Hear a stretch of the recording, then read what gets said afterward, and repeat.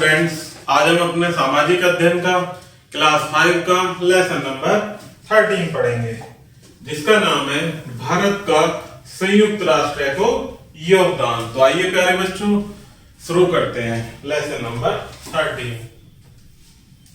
भारत एक शांति प्रिय देश है। वह चाहता है कि विश्व के सभी देश एक दूसरे की आर्थिक एवं सामाजिक प्रगति में सहयोग करके शांतिपूर्वक रहें।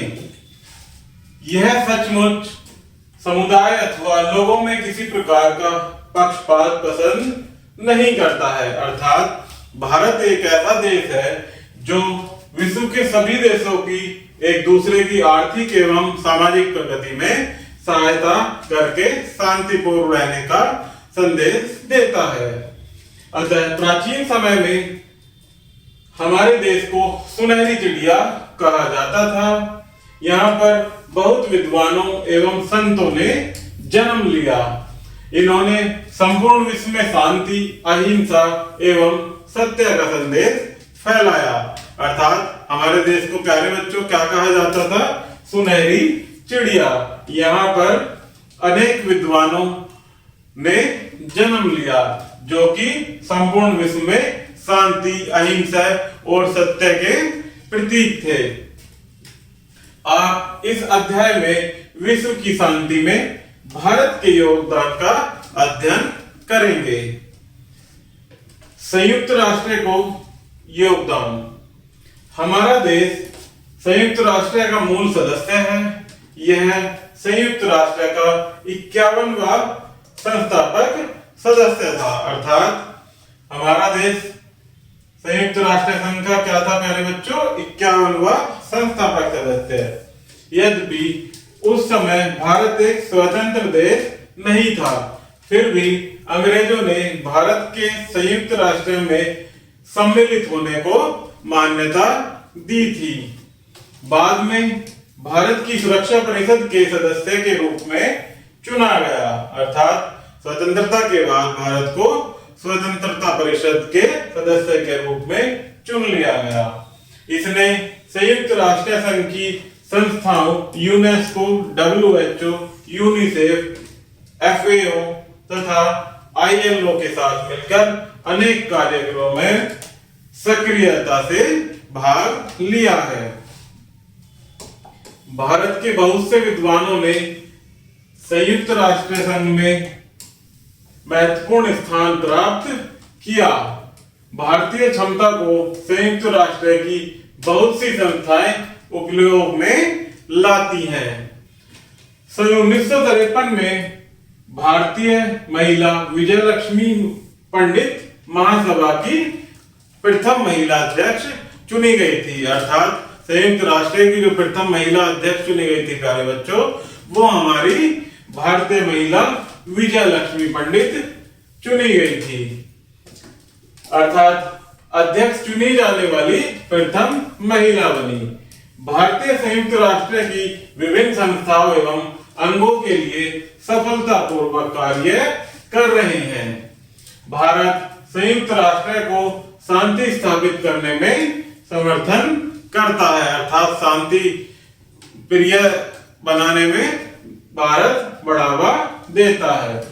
भारत ने संयुक्त राष्ट्र के साथ मिलकर विभिन्न शांति सेनाओं को अन्य देशों में भेजा है। भारत ने अपनी शांति सेना कोरिया, कांगो, मिस्र, श्रीलंका तथा ईरान, इराक सीमाओं पर शांति स्थापित करने के लिए भेजी है। भारत ने सदैव फिलिस्तीन की स्वतंत्रता का समर्थन किया है। अर्थात भारत ने अनेकों देशों में अपनी शांति सेनाओं को भेजा है और फिलिस्तीन की स्वतंत्रता पर सदैव समर्थन किया है। भारत ने दक्षिण अफ्रीका में श्वेत अल्पसंख्यक सरकार के द्वारा किए गए नस्ली पक्षपात की नीति का विरोध किया है। इसे नस्ल भेद भी कहा गया है। अर्थात अफ्रीका में जो नस्ल भेद पक्षपात नीति का जो वहां पर प्रचलन है, भारत ने उसको विरोध किया है, जिसे नस्ल भेद भी कहा गया है।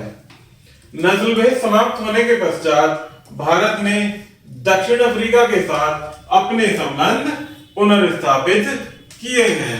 अर्थात जब वहां का नस्ल भेद जो चल रहा था वो समाप्त होने के बाद भारत ने अफ्रीका के साथ अपने संबंध पुनर्स्थापित किए हैं। भारत चाहता है कि आणविक शक्ति का प्रयोग शक्ति उद्देश्य की पूर्ति हेतु होना चाहिए तथा परमाणु अस्त्रों की दौड़ पूर्ण रूप से समाप्त होनी चाहिए। अर्थात परमाणु अस्त्र अत्यंत भयानक होते हैं प्यारे बच्चों, इनके उपयोग से उस क्षेत्र का तो विनाश होता ही होता है, उसके साथ साथ में जान और माल की भी अत्यधिक हानि होती है। जुलाई 1982 में संयुक्त महासभा ने इस मामले की चर्चा के लिए विशेष अधिवेशन किया। भारत ने परमाणु अस्त्रों पर संपूर्ण रोक लगाने का मत लिया। अर्थात परमाणु अस्त्रों के उपयोग को भारत ने पूर्ण रूप से बंद कर दिया था। देखते हैं संयुक्त राष्ट्र द्वारा भारत को दी गई सहायता। जो संयुक्त राष्ट्र संघ है उसने जो भारत को सहायता दी गई उसके बारे में हम पढ़ेंगे। संयुक्त राष्ट्र के बहुत से योग्य सदस्य हमारे देश में आए तथा हमारी समस्याओं के निवारण में हमारी सहायता की। यूनेस्को द्वारा हमने अपने छात्रों तथा अधिकारियों को नए क्षेत्र में नवीनतम प्रशिक्षण प्राप्त करने के लिए भेजा। एएफओ ने भारतीय किसानों को नई मशीनों के प्रयोग में सहायता की। इसने यह भी बताया कि दूध तथा दुग्ध उत्पाद की पैदावार को किस प्रकार बढ़ाया जा सकता है।